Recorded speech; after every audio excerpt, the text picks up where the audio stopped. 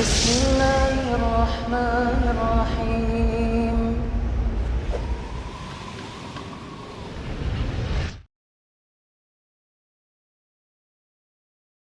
Bismillah, alhamdulillah, wassalatu wassalamu ala rasulillah, thumma amma ba'd.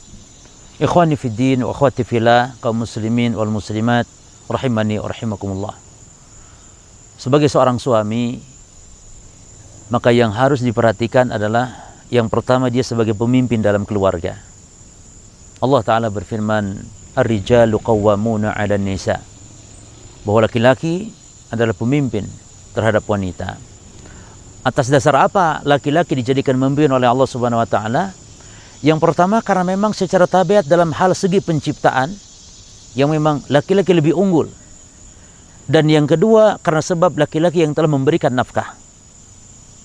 Oleh karena itu Allah Ta'ala mengatakan, Ar-rijalu qawwamuna 'ala nisa'i bima fadallahu ba'dahum 'ala ba'd wa bima anfaqtum min amwalihim. Wa bima anfaqu min amwalihim. Dan karena sebab apa?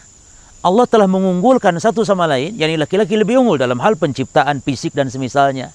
Wanita makhluk yang lemah, maka laki-laki jadi pemimpin. Dan yang kedua, atas dasar apa? Atas dasar laki-laki telah memberi nafkah kepada kaum wanita.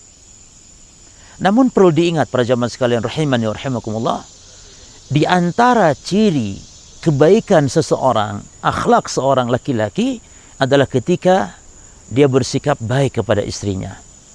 Maka walaupun pemimpin, jangan pemimpin yang otoriter, jangan pemimpin yang ada di situ kedoliman. Bahkan Nabi memerintahkan kepada kita untuk saling berwasiat dalam hal mengingatkan untuk berbuat baik kepada kaum wanita. Kata Nabi SAW, Istausu bin nisa'i khairan. Saling berwasiatlah kalian terhadap tentang wanita dengan kebaikan. Maka Nabi sampai mengatakan, khairukum li ahlihi wa ana khairukum li ahli. Sebaik-baik kalian adalah orang yang paling baik kepada keluarganya, kepada anak dan istrinya, dan aku adalah orang yang paling baik kepada keluargaku, kata Nabi. Maka berlemah lembutlah berbicara dengan wanita, berbuat baiklah terhadap wanita istri kita. Mereka sesungguhnya yang benar-benar telah memberikan cinta kepada kita, mereka yang telah bersabar hidup berumah tangga dengan kita. Maka kita memberikan cinta kepada mereka, memberikan kasih sayang kepada mereka, dan Allah yang memerintahkan wa'ashiruhunna bil ma'ruf, dan pergauli istri-istri kalian wanita itu dengan cara yang ma'ruf. Oleh karena itu jemaah sekalian, berbuat baik kepada istri kita bagian dari ibadah.